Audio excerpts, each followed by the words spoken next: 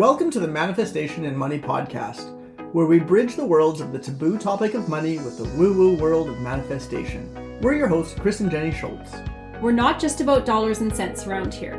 We're all about lifestyle design. You can be working towards financial independence while still living a life you love today.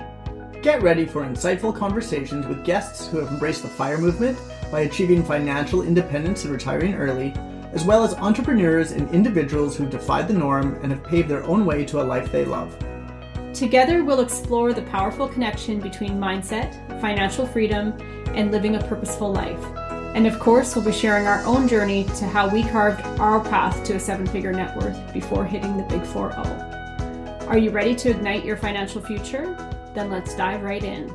Welcome to the Manifestation and Money podcast, where your journey to financial independence and the life you love begins now.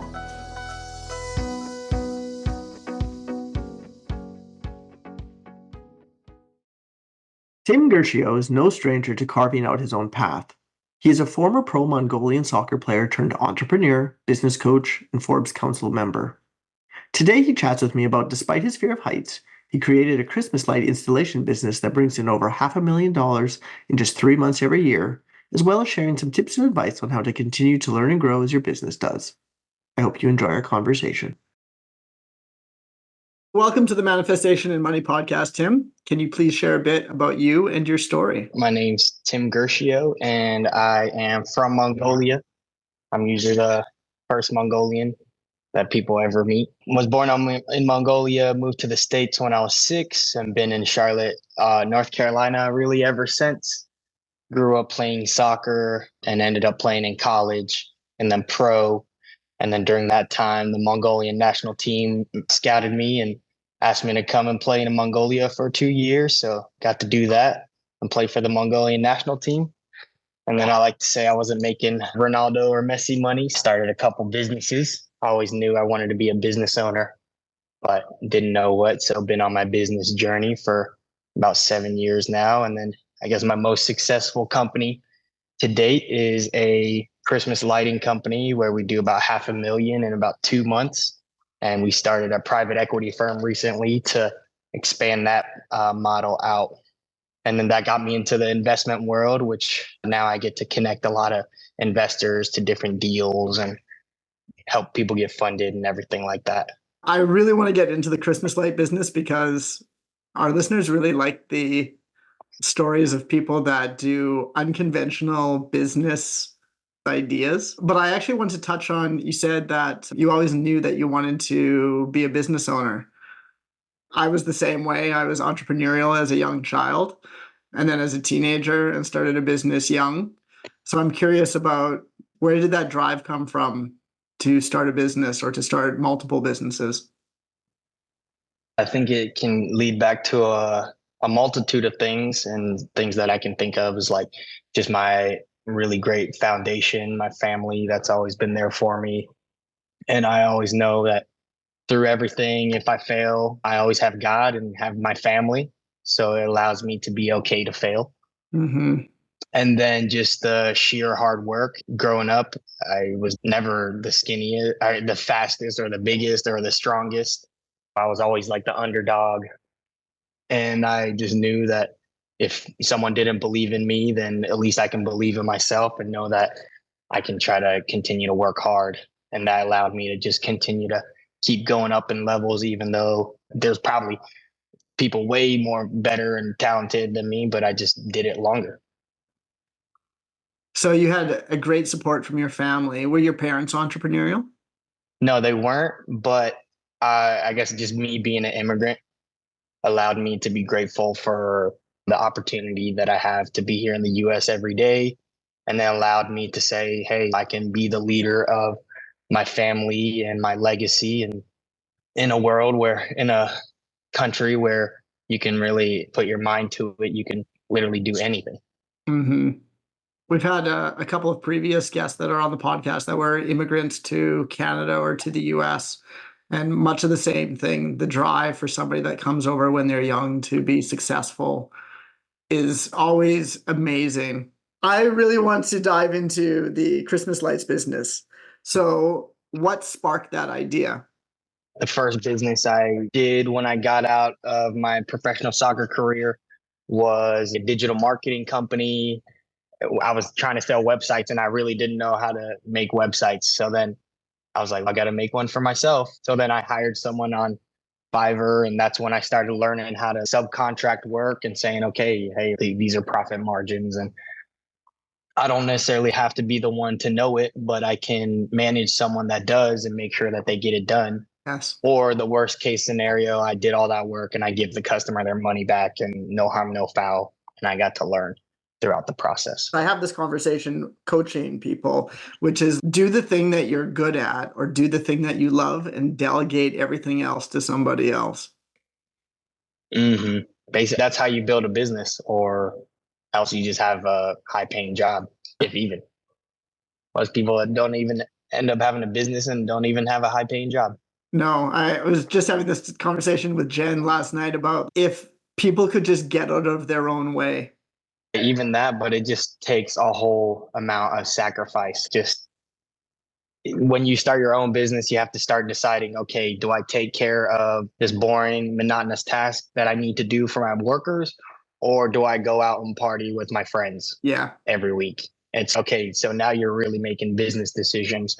And the people that end up being successful are the ones that end up being able to learn how to sacrifice and manage their time. Mm-hmm. And seeing a bigger picture, like, okay, I know the sacrifice I'm making now with the success I'm going to have in the future, it's going to be even better in the future. Absolutely. So it's like that delayed gratification. And then it's interesting how there's a delayed gratification, but then the gratification comes out of the journey. Because like just anything you want to do in life, if you can do it fast, you can do something as a sprint and get there fast, but then you don't end up making it a part of your lifestyle, or you don't end up maintaining it.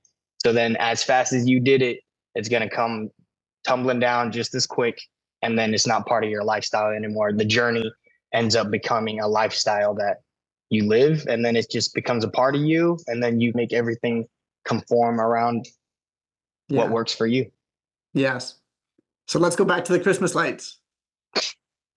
As I was building out the digital marketing company, and I guess just a little bit of backstory, since I have such a great family and Christian faith, I just loved Christmas for everything that it brought, just the joy and the happiness and hope at the end of the year, that if you had a crappy year, that you have Christmas to look forward to and a whole new year to look forward to. So it's okay.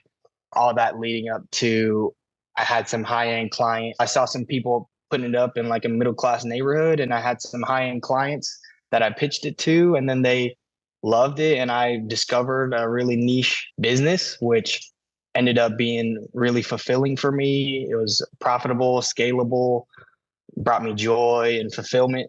So it was just like, okay, I got something great, and it allows me to work a couple months of the year and allow me to build the other rest of the year. So when you started that, you were doing it on your own, or were you hiring people to do it for you? Funny story. I am deathly afraid of heights, and I still am today. So that made me say, okay. And as you become a business owner, you end up finding out that you get paid for being able to solve problems. So that made me realize, it's okay, I'm a business owner now. The problem is I just sold someone Christmas lights, and the problem is I'm really scared of heights. So I need to figure out someone to be able to do that for me. And I think I brought on a friend, and luckily he wasn't. And we just started putting up lights. And it's crazy when you start a business. You're going to evolve as you go. Luckily, I got into an industry that if I did a crappy display or didn't know what I was doing, I could just say, hey, here's your money back. And maybe there's someone else better to get a display for you. But in the beginning, I was just going to like Target or Walmart and just grabbing some mini lights and putting it together, and saw that people would pay for a service like that because they didn't have time or the energy to want to do it.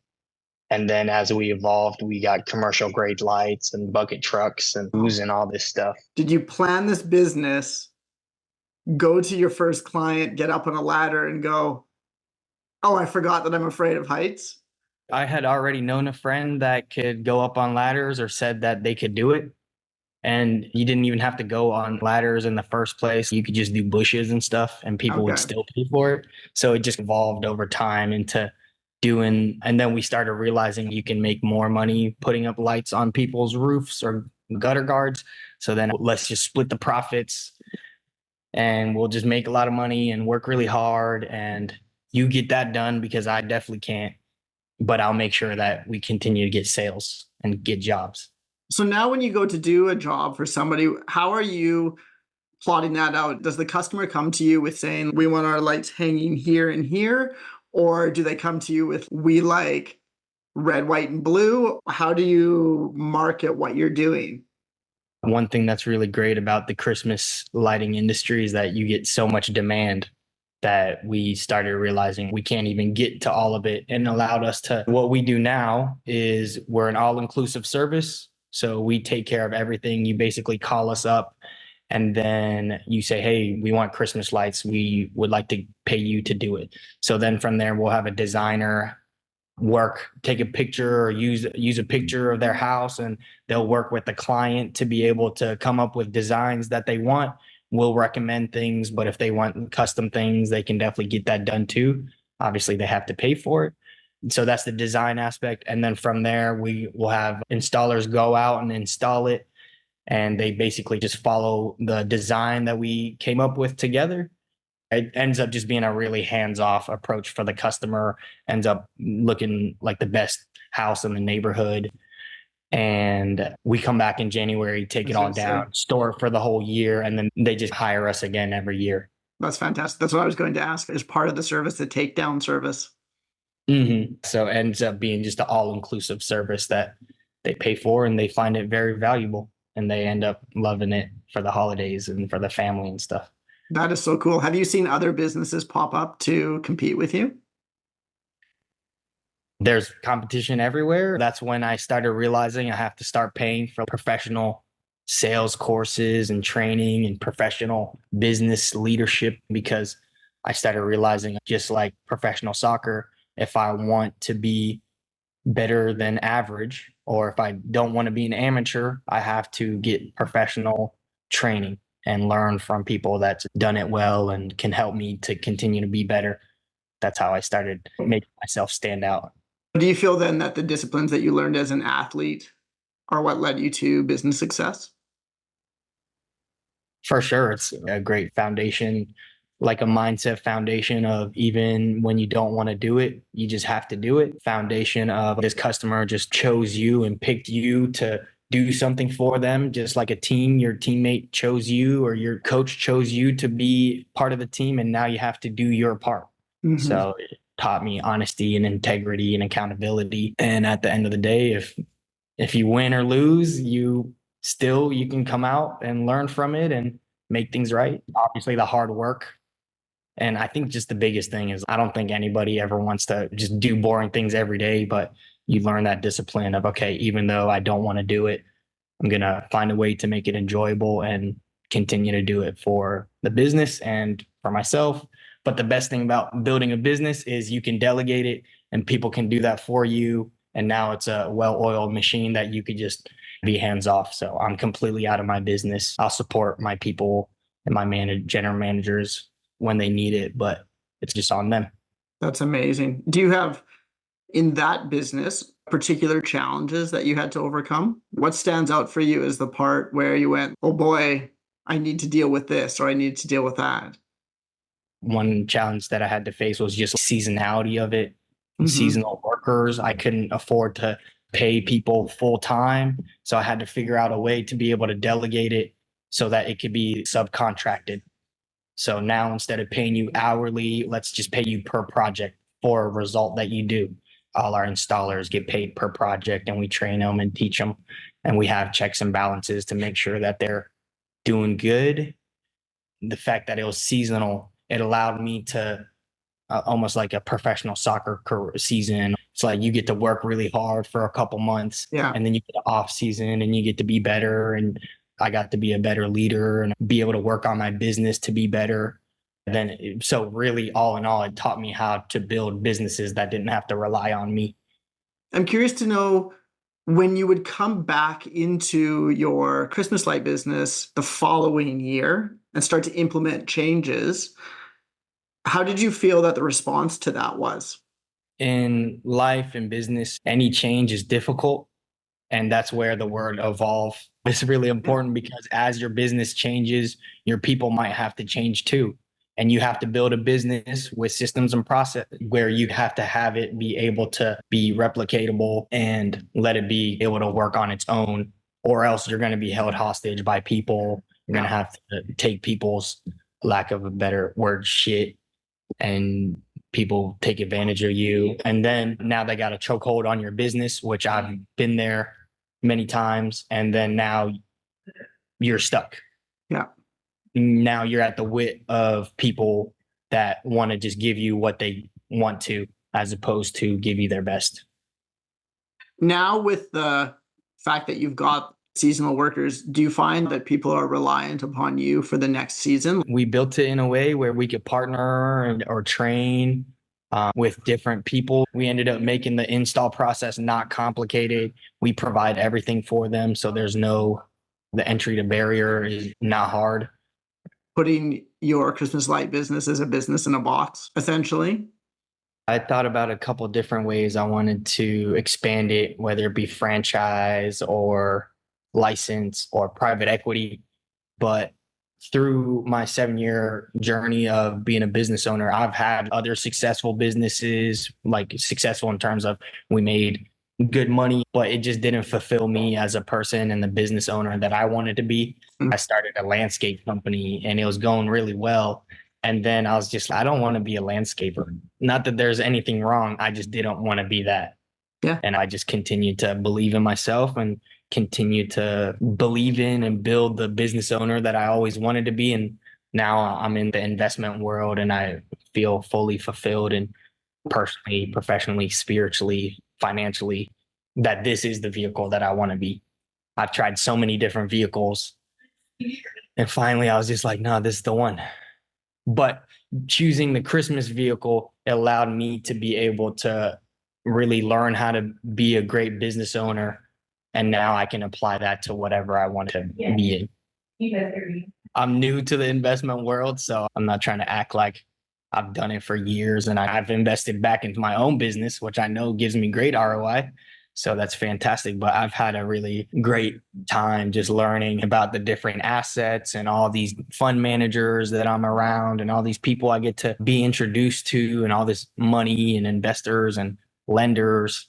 So I've been learning, and especially this year, I told myself I'm just going to give as much as possible to anybody and everybody. And through that giving, in terms of connections, in terms of efforts to help them, I've learned so much, met some really amazing partners, and just I feel like I've gotten a really great kickstart to my career. It's been good. You should check out the podcast that we did with Rafi Sheikh. I highly recommend that you listen to it based on what your goals are as a professional. Thank you. I think that it would resonate with you. I'll have to check that out. Are you happiest when you're learning? As humans, we're happiest when we're growing. Mhm. So even though sometimes I'm not making monetary success or gains, I'm growing as a person and it's building up, and that makes me happy. And building relationships and bringing things that were dreamed to reality has been really awesome. I think that's really cool. You'd mentioned that you're doing, I think, coaching. Is that correct? I've started 2 coaching programs. One was a sales program, and I even wrote a book. And for a whole year, I was like, I don't even know why I'm writing this book, and I didn't even release it. But PR and things like that, expertise is really important in the investment world. So I released it earlier this year, and it was called The Honest Salesperson. It's free, so you can go get it. But it was basically all my teachings that I've learned of sales and the Sandler system, and how to just have an honest conversation and all the wonders that you get out of that. And I created a Christmas light business program with an industry leader. And I just ended up feeling like it didn't really fulfill me because it just felt like more work. I was like, I don't want work. It sounds like a really intense, It sounds like you're not afraid to fail, but oftentimes you'll start something and get going, and then that's really honing down to what you really like. Hmm. I don't think that's failure. I think that's really like laser focus into this drives me, this doesn't. This drives me, this doesn't. Exactly. And say what you will, but it's sometimes you, especially young, you need to have different experiences because you won't know what's out there. You don't know if there's a better or if there's a worse. But if you never take that chance, you don't see another horizon or be grateful for what you do have. And then when you get started with a business, sometimes you'll get started and then just know if you fully commit, that's going to be the rest of your life. Mhm. And like we were talking about, some vehicles or some businesses really don't make that much money. So I knew, like, when I made those coaching programs and made some other businesses, I was like, is this somewhere where I know I'm going to be making the money that I want to make? And if it wasn't, it allowed me to be able to just take a step back and be like, I did the work. Now, is this where I want to be? No, but the investment world is very, in a financial sense, is definitely where I want to be. And I love helping people, and it's great. That's fantastic. What's the biggest piece of advice that you have for someone trying to create a lifestyle they love? One that I think of right now is just be vulnerable, ask for help. I wouldn't be where I am today without so many people that's provided, or that's just helped me get up or feel good, or just gave me some words of wisdom, both paid as coaches and unpaid, just as friends. I really would not be here without all the people that's helped me. So I'm sure Jen and Chris, you can reach out to them at any time. I'm sure you guys have a great, wonderful community and their community. So even if you just need a friend, need a pick me up, just let me know. And I'd love to be able to guide you or give you suggestions. That's amazing. I always characterize myself as a person who asks. I refer to myself as an asker because I always say, if somebody says to you, reach out to me, I'm open to the conversation. If you need help, come in and ask me for that. People don't need to say that. So the people that do, take them up on their offer, because you never know where that will lead you. Mm-hmm. Most of the time, it's just you and your ego. That's right. You don't want to be seen as the person that doesn't know it all, or you don't want to be seen as weak. And the strongest people ask for help. Yes, And 100%. I find that people want to know how to do everything. They want to know how to do it themselves. There's a huge sense of control in that space. Mhm. And it's just, you're never going to be perfect at everything. There are people out there that are way better at something than you are. If you can utilize that person for their skills to improve your own skills that you are great at, that's amazing. Mm-hmm. And don't get us wrong, you got to acquire, when your business is early, you have to wear a lot of hats, and you have to learn these skills. You have to sacrifice to actually learn these skills. And as you get older, I know it's a little hard. You end up having a mortgage and family and all this stuff. So it gets that much harder. But again, at the end of the day, it's a belief. There's plenty of people that's had all that and been super successful. But I know one of the things that I did was just, I sacrificed having a family early, or like I said, partying with friends, or having to see them all the time, whatever, and just kept on doing it, just kept on building the business. That's I sit in the same boat as you. It's their sacrifices, and then they're just life is better as a result. Mm-hmm. Can you share where listeners can connect with you more? Instagram, Tim Guercio. And usually on all my profile pictures, I'll have a red ring. I'm probably the only Asian Tim Guercio you'll see on there. Where can people find the book that you wrote? It's on Amazon. It's called The Honest Salesperson. If you search Amazon or Google, you should be able to find it. Fantastic, Tim. It was so great to connect with you today. Thank you for joining us. Thanks, Jen. And thanks, Chris. Appreciate you. Hey, wait! Before you go, do you want to increase your income by $1,000 a month? If so, check out our free side hustle guide at www.fourleaflifestyle.com/money ideas. I'll pop it in the show notes for easy access.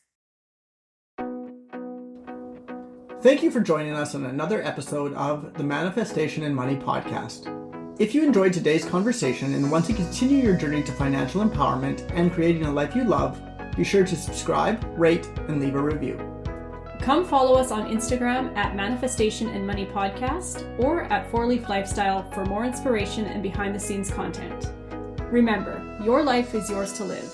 Your financial freedom journey is as unique as you are. So hop in the driver's seat. It's time to create the life of your dreams.